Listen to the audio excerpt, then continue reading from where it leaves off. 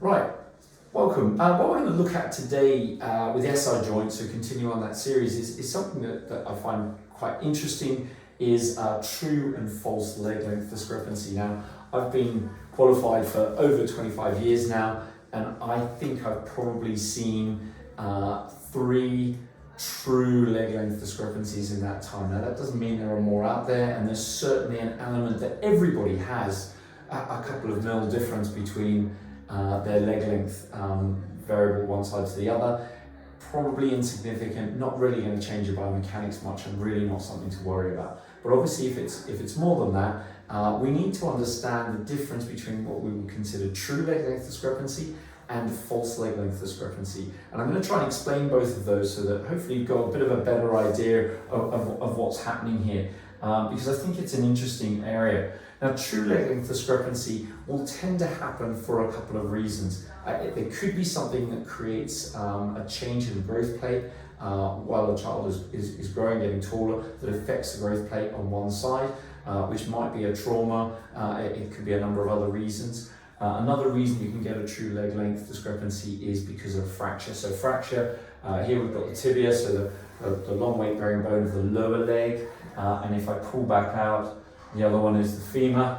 So if you get a fracture in there, you can create, depending on how it's corrected, how bad the fracture is, a leg length discrepancy that can be created from that. And those we would consider true leg length discrepancy. There is a difference in the femur length of the left to the right, or a difference in the tibia from the left to the right, because of one of those other scenarios that's happened. And that would be addressed primarily through orthotics, through insoles, to give you a heel raise, to balance things out and try and make sure that we don't put too much stress through the pelvis, back, and obviously your hip, knee, ankle, foot joints and the muscles and tissues. So it can create a lot of different problems, but it is easy to manage in terms of correcting what's happening in your footwear. So that's your true leg length discrepancy. Your false leg length discrepancy is driven by your SI joint. So the SI joint, if we hone in here, we've got the ilium, and I'm just going to turn that around. I'm going to make it slightly bigger, bring it to the side there. So the ilium here will move relative to the sacrum at the back. It can move slightly forwards and slightly backwards. When it's in a slightly backward rotated position, it's very strong. The ligaments are nice and taut. It's a very stable joint for weight transfer, as we've discussed. When it's forwards, you can get a little bit of sliding. But if you look at where the hip joint is, if we rotate that forwards, we're going to move the hip joint slightly down towards the ground.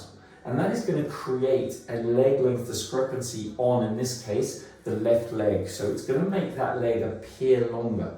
This is why it's a false leg length discrepancy, because it's actually the pelvis that's changed position relative to the other side, and it's creating a longer leg length. Now, the problem here is if we do the same treatment that we would do for a true leg length, putting a wedge or a heel support on that right leg, we exaggerate the problem. We put more stress through the SI joint, potentially create a bigger problem here. And then that can obviously create further problems moving forward. So I think it's important that you understand when you're going and people are discussing leg length discrepancies, that we really know, is it an SI joint driven problem, or is it a true leg length? It's a discrepancy of one of the long bones from the left to the right side, because the treatment is different and the consequences of doing the wrong treatment can be quite dramatic. So it's really worthwhile making sure you have a clear conversation and understand where you're going with it.